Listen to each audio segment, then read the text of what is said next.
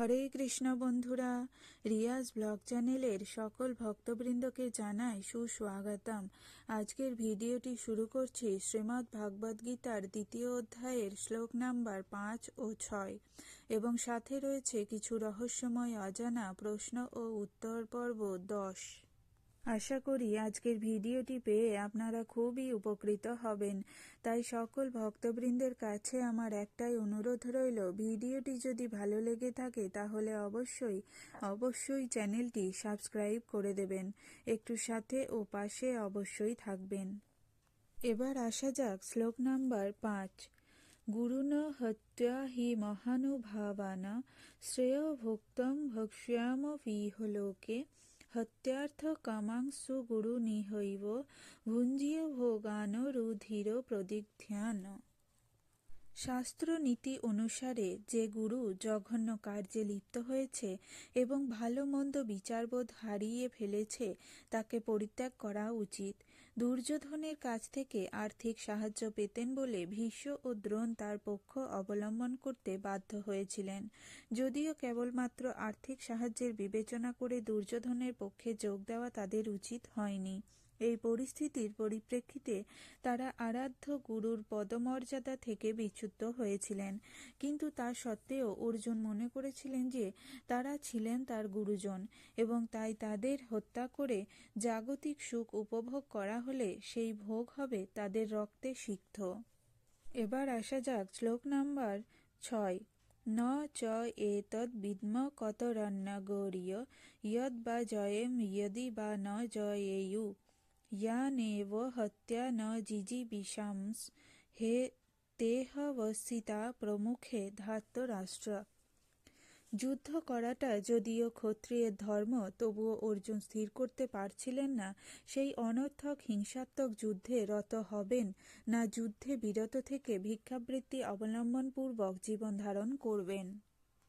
তিনি যদি তার শত্রুদের পরাজিত না করতেন তাহলে ভিক্ষা করাই হতো তার জীবন ধারণের একমাত্র উপায়, আর জয়ও সুনিশ্চিত ছিল না, কারণ যে কোনো পক্ষই জয়ী হতে পারত। এমনকি তাদের জয় হলেও ধৃতরাষ্ট্রের পুত্রদের অবর্তমানে জীবন ধারণ করা তাদের পক্ষে নিতান্ত দুর্বিষহ হয়ে উঠত। সেই পরিস্থিতিতে সেটি হতো তাদের পক্ষে আর এক ধরনের পরাজয়।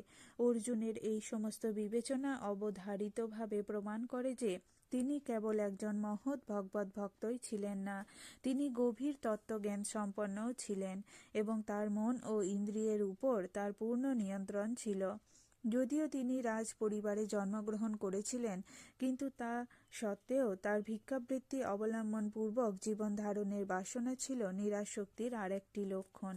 তিনি ছিলেন যথার্থই ধার্মিক, যা এই সমস্ত গুণাবলী এবং যুগপৎভাবে শ্রীকৃষ্ণের উপদেশের প্রতি তার গভীর শ্রদ্ধায় প্রমাণ করে থাকে। আমরা এখন এই সিদ্ধান্তে পৌঁছাতে পারি যে মুক্তি লাভের জন্য অর্জুন অত্যন্ত যোগ্য ছিলেন। ইন্দ্রিয় যদি সংযত না হয় তবে দিব্য জ্ঞান উপলব্ধির স্তরে উন্নীত হওয়ার কোনো সুযোগ থাকে না, আর দিব্য জ্ঞান ও ভক্তি ছাড়া জড়জগতের বন্ধন থেকে মুক্তি লাভের কোনো সম্ভাবনাও থাকে না। অর্জুন এই সমস্ত গুণাবলীর দ্বারা ভূষিত ছিলেন। এছাড়াও ছিল জাগতিক সম্পর্কের বিষয়ে তার গভীর বোধ। এবার আসা যাক কিছু প্রশ্ন ও তার উত্তরে।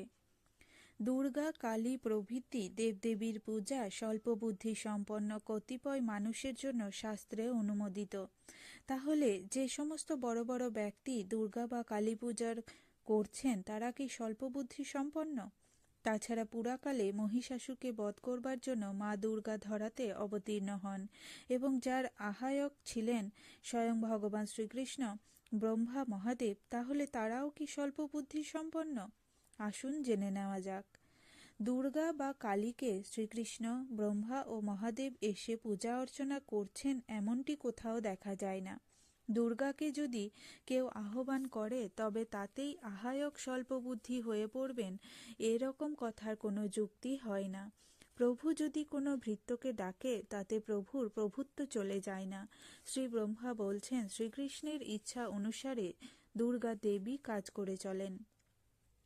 চিৎশক্তির ছায়াস্বরূপা প্রপঞ্চের সৃষ্টি স্থিতি প্রলয় সাধিনী ভুবন পূজিতা দুর্গা যার ইচ্ছানুরূপ চেষ্টা করেন, সেই আদিপুরুষ গোবিন্দকে আমি ভজনা করি। স্বল্পবুদ্ধি তাদেরই বলা হয় যারা কৃষ্ণ, ব্রহ্মা বা মহাদেবের নির্দেশকে অবজ্ঞা করে। যেমন মহাদেব শিব দেবী পার্বতীকে বলেছেন যে কলিকালে একমাত্র কৃষ্ণ ভজন পরায়ণ ব্যক্তিরাই ধন্য।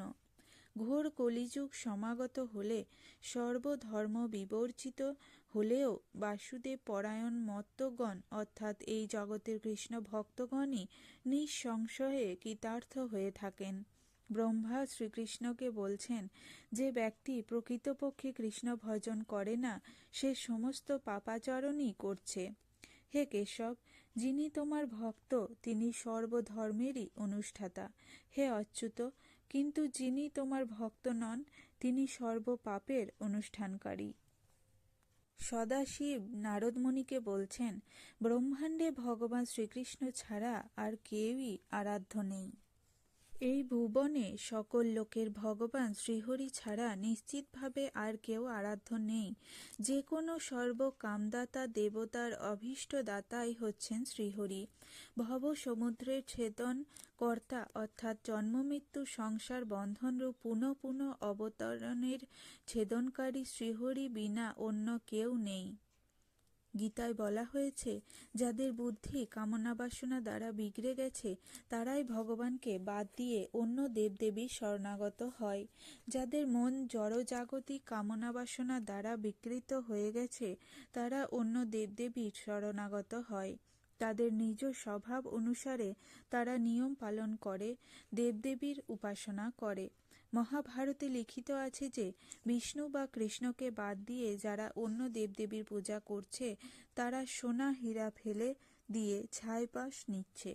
যে ব্যক্তি মোহবশত শ্রীবিষ্ণুকে বাদ দিয়ে অন্য দেবদেবীর উপাসনা করে সে স্বর্ণরাশি ফেলে ছাইপাশ নিতে ইচ্ছা করে। পদ্মপুরাণে বলা হয়েছে, শ্রীকৃষ্ণকে বাদ দিয়ে যারা অন্যের উপাসনা করছে তারা ভবসংসার উত্তরণের অযোগ্য।